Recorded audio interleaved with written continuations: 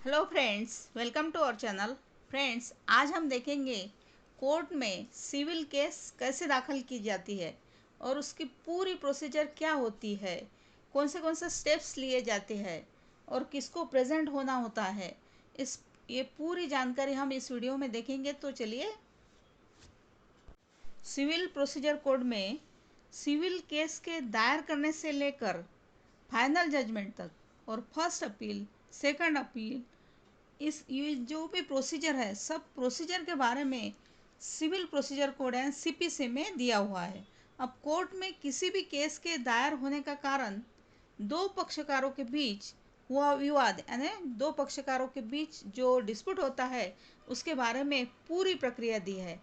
अब सीपीसी आदेश 1 के तहत, यानी ऑर्डर 1 के तहत हर केस में दो पक्षकार होते हैं।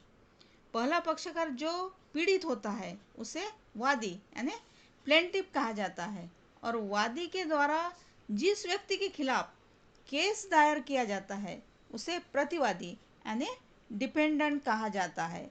अब सीपीसी आदेश 3 यानी ऑर्डर 3 के तहत, सीपीसी ऑर्डर 3 के तहत दो पार्टीज के बीच हुए सिविल विवादों के निपटारे के लिए पीड़ित व्यक्ति अर्थात वादी को यानी प्लेंटिफ को रिलीफ के लिए अधिवक्ता के जरिए कोर्ट में केस दायर कराना होता है।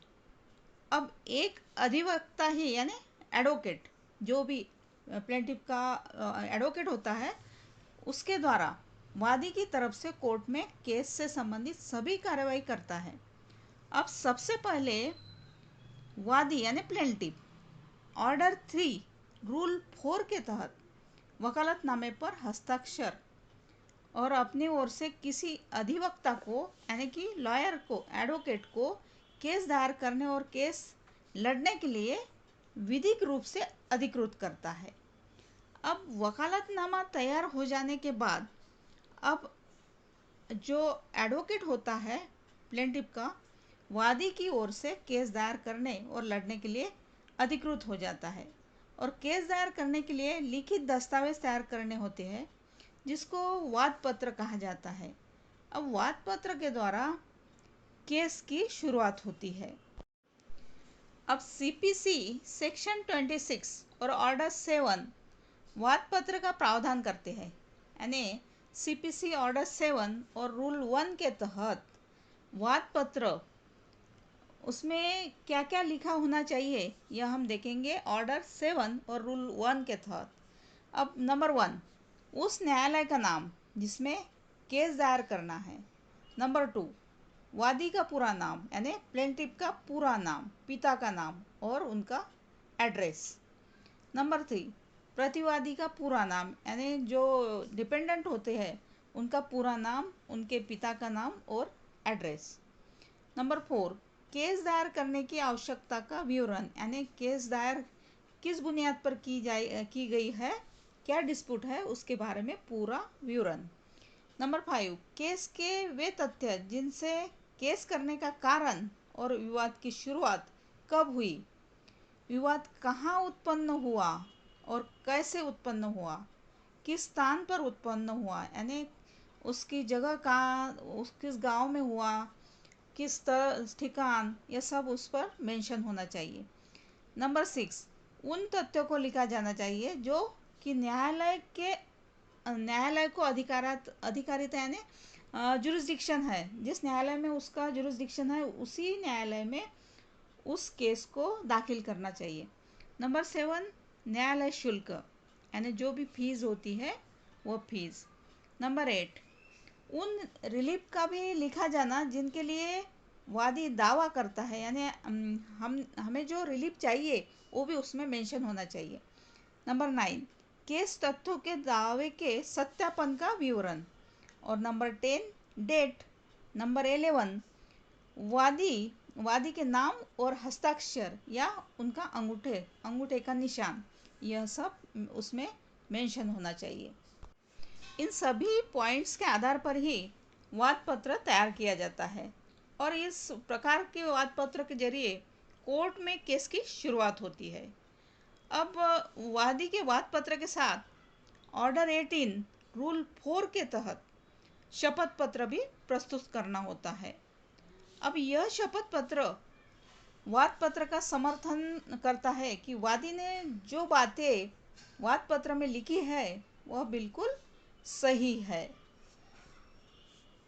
अब यदि विवाद किसी भूमि, मकान या स्थान का है और प्रतिवादी उस विवाद की जगह पर कोई निर्माण कर रहा है, यानी कोई बिल्डिंग बना रहा है या अदर कंस्ट्रक्शन कर रहा है या कोई तोड़फोड़ कर रहा है, तो और वादी चाहता है कि प्रतिवादी ऐसा कोई कार्य न करे, अर्थात विवादित जगह पर स्थिति विवाद से पहले जैसी थी उसी तरह कायम रहे, तो इसके लिए वादी वाद पत्र के साथ ऑर्डर 39 रूल 1 एंड रूल 2 के तहत निषेधाज्ञा यानी टेम्पररी इंजंक्शन का आवेदन भी कर सकता है। अब इस प्रकार वाद पत्र, शपथ पत्र और ऑर्डर 39 रूल 1 एंड रूल 2 का आवेदन तैयार हो जाने के बाद ऑर्डर 4 रूल 1 के तहत वाद पत्र कोर्ट में पेश किया जाता है। यदि न्यायाधीश को लगता है कि वादी ने केस दायर करने की शर्तों को पूरा नहीं किया है, तो न्यायाधीश ऑर्डर 7 रूल 11 के तहत उस वाद पत्र को नामंजूर कर देते हैं। लेकिन यदि वादी ने सभी शर्तें पूरी कर दी है, यानी पूरा जो डॉक्यूमेंट्स है पूरा फुलफिल कर दिया है, सब शर्तें पूरी की है, तो न्यायाधीश ऑर्डर 7 रूल 9 के तहत उसके वाद पत्र को एडमिट कर लेते हैं। अब वाद पत्र एडमिट हो जाने के बाद कोर्ट द्वारा ऑर्डर 4 रूल 2 के तहत कोर्ट के रिकॉर्ड में केस दर्ज किया जाता है और उस केस का नंबर जारी कर दिया जाता है। अब इस प्रकार कोर्ट में केस दायर हो जाने के बाद सीपीसी यानी सिविल प्रोसीजर कोड के सेक्शन 27, सेक्शन 28 और सेक्शन 29 एंड ऑर्डर 5 रूल 9 के तहत प्रतिवादी को समन्स भेज दिया जाता है।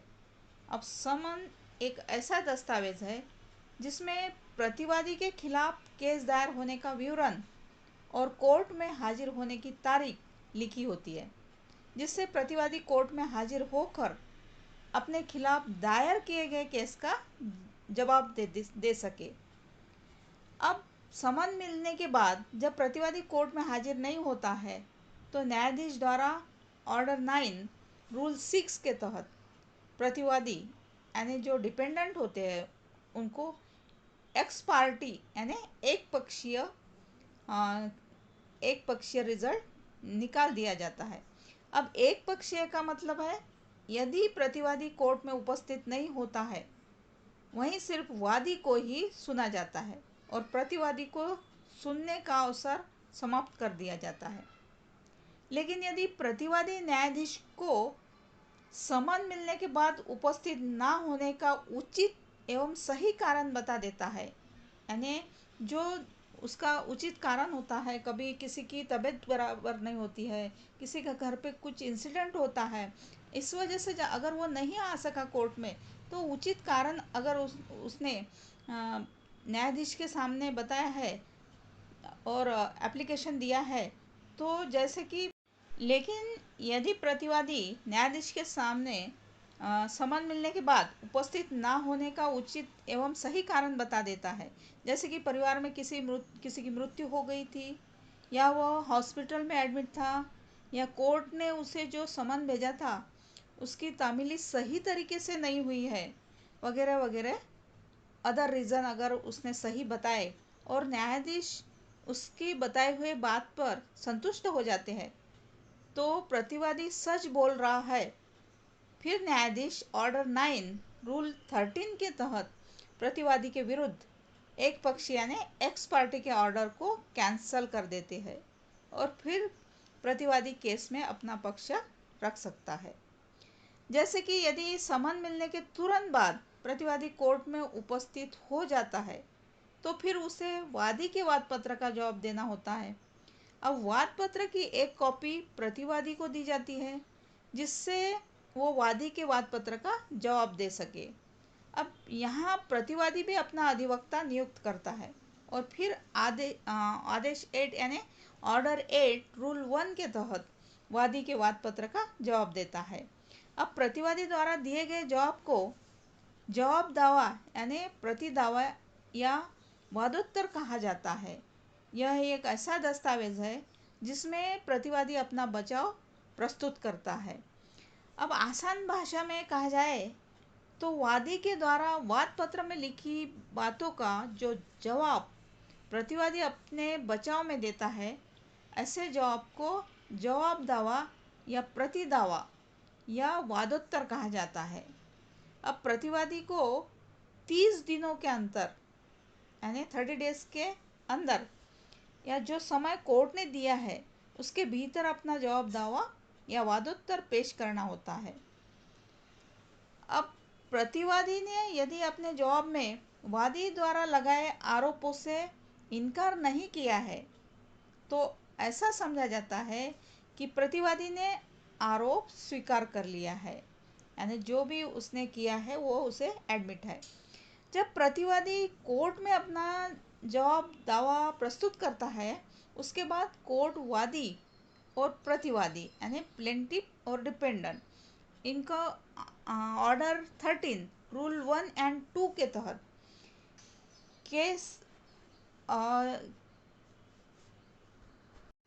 ऑर्डर 13 रूल 1 एंड रूल 2 के तहत केस से संबंधित इम्पोर्टेड डॉक्यूमेंट को पेश करने का मौका देती है और वह अपने अपने दस्तावेज़ों को पेश करे जिन पर उन्हें भरोसा है कि ये दस्तावेज जो डॉक्यूमेंट्स है उसके दावे को प्रूव करने के लिए आवश्यक है। अब इन सभी दस्तावेज़ों को कोर्ट के सामने अंतिम सुनवाई से पहले ही दाखिल करना होता है। जब दस्तावेज पेश किए जाते हैं और न्यायाधीश को लगता है कि दस्तावेज का केस से कोई संबंध नहीं है तो ऑर्डर 13 रूल 3 के तहत न्यायाधीश ऐसे दस्तावेज यानी डॉक्यूमेंट को रिजेक्ट या नामंजूर कर देते हैं। अब वादी और प्रतिवादी के दस्तावेज प्राप्त हो जाने के बाद आता है इश्यूज का निर्धारण, यानी इश्यूज जो जजमेंट के लिए इश्यूज होते हैं वो फ्रेम किए जाते हैं। अब न्यायाधीश बारीकी से जांच कर दोनों पक्षों के बीच विवाद को ऑर्डर 14 रूल 1 के तहत लिखित रूप में तय कर लेते हैं। अब आसान भाषा में कहा जाए तो न्यायाधीश वादी के वाद पत्र और प्रतिवादी के जवाब दावे को देखने के बाद मेन विवाद यानी असली जो डिस्प्यूट होता है उस डिस्प्यूट का मुद्दा जो है उसे अलग से नोट कर लेते हैं और जिसे कोर्ट की भाषा में इश्यूज कहा जाता है। असल में यहाँ कोर्ट यह देखता है कि आखिर तय क्या होना है, अर्थात कोर्ट को किन किन बातों पर विचार करना है। इन्हीं इश्यूज के आधार पर आगे चलकर बहस और गवाहों से पूछताछ की जाती है। इस सभी कार्यवाही के दौरान यदि वादी के अधिवक्ता को यानी जो लॉयर्स उन्होंने रखे हैं चुने हैं उनके एडवोकेट को वाद पत्र में और प्रतिवादी के अधिवक्ता को वादोत्तर या जवाब दावे में कोई बात लिखना रह गई है, बात लिखी नहीं है या कोई गलत लिखी गई है और वे चाहते हो कि उस बात को सुधारा जाना चाहिए और वो सुधारना बहुत आवश्यक है केस के लिए, तो वह अधिवक्ता ऑर्डर 6 रूल 17 के तहत अपने वाद पत्र या जवाब दावे में सुधार कर सकते हैं यानी अमेंड कर सकते हैं। अब कभी कभी पेशियों के दौरान वादी और प्रतिवादी या उनके अधिवक्ता किन्हीं कारणों से पेशी के दिन कोर्ट में उपस्थित ना हो सके तो आदेश 17 यानी ऑर्डर 17 रूल 1 के तहत हाजिरी माफी का आवेदन लगा सकते हैं और अगली पेशी पर सुनवाई का निवेदन कर सकते हैं। इश्यूज का निर्धारण हो जाने के बाद कोर्ट दोनों पार्टीज को अपने अपने गवाह पेश करने का मौका देती है और गवाह या साक्षी को कोर्ट में पेश करने से पहले जितने भी गवाह हैं उनकी सूची तैयार करके कोर्ट में पेश की जाती है जिसमें सभी गवाहों का नाम और पता होना चाहिए। अब order 16 rule 1 and rule 1A के तहत कोर्ट इन साक्षियों या गवाहों के समन्स जारी करके या बगैर समन्स के गवाही देने के लिए डेट निर्धारित करती है।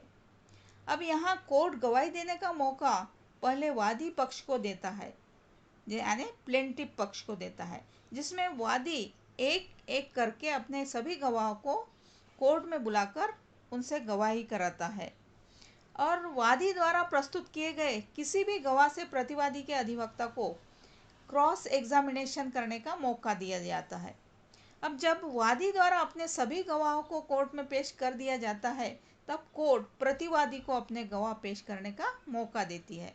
अब यहाँ पर भी जब प्रतिवादी अपने किसी गवाह को प्रस्तुत करता है, तो वादी के अधिवक्ता को ऐसे गवाह से क्रॉस एग्जामिनेशन करने का मौका प्राप्त होता है।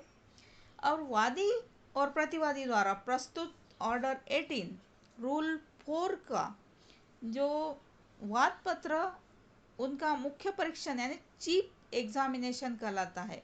उनके अधिवक्ता यानी एडवोकेट को अलग से मुख्य परीक्षण नहीं करना पड़ता। विरोधी अधिवक्ता द्वारा गवाहों से जो क्रॉस एग्जामिनेशन होती है, वो वाद पत्र, शपथ पत्र और केस से संबंधित दस्तावेजों के आधार पर ही होती है। जब दोनों पार्टीज के गवाहों के बयान कोर्ट में हो जाते हैं और कोई गवाह नहीं बचता है, तो कोर्ट केस के अंतिम सुनवाई के लिए एक तारीख तय करती है। अब उस अंतिम तारीख को दोनों पार्टीज के साथ उनके अधिवक्ता को कोर्ट में केस के अंतिम सुनवाई के लिए हाजिर होना होता है। अब अंतिम सुनवाई के लिए तय की गई तारीख को न्यायालय के समक्ष दोनों पार्टीज के अधिवक्ता यानी दोनों पार्टीज के जो एडवोकेट होते हैं, वो केस से संबंधित अपने अपने अंतिम तर्क यानी फाइनल आर्गुमेंट न्यायाधीश के सामने रखते हैं।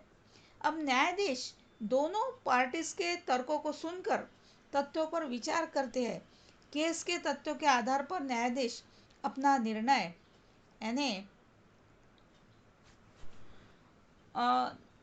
ऑर्डर शीट पर लिखते हैं। जजमेंट सुनाने की एक तारीख निर्धारित की जाती है। उस दिन वादी और प्रतिवादी दोनों अपने अपने अधिवक्ताओं के साथ कोर्ट में उपस्थित होते हैं।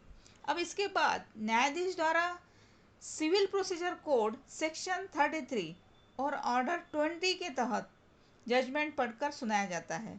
अब यह निर्णय वादी या प्रतिवादी के पक्ष में हो सकता है या उनके विरुद्ध भी हो सकता है।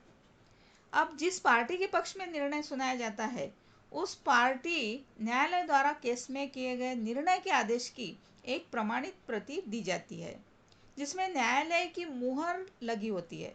अब इसके बाद वादी या प्रतिवादी यदि निर्णय से संतुष्ट नहीं है, तो वहाँ वे सिविल प्रोसीजर कोड की सेक्शन 96, सेक्शन 97 एंड सेक्शन 98 और ऑर्डर 41 रूल 1 एंड 2 के तहत अपील कर सकते हैं। सो फ्रेंड्स, यह थी पूरी प्रोसीजर, केस की पूरी प्रोसीजर। Thank you.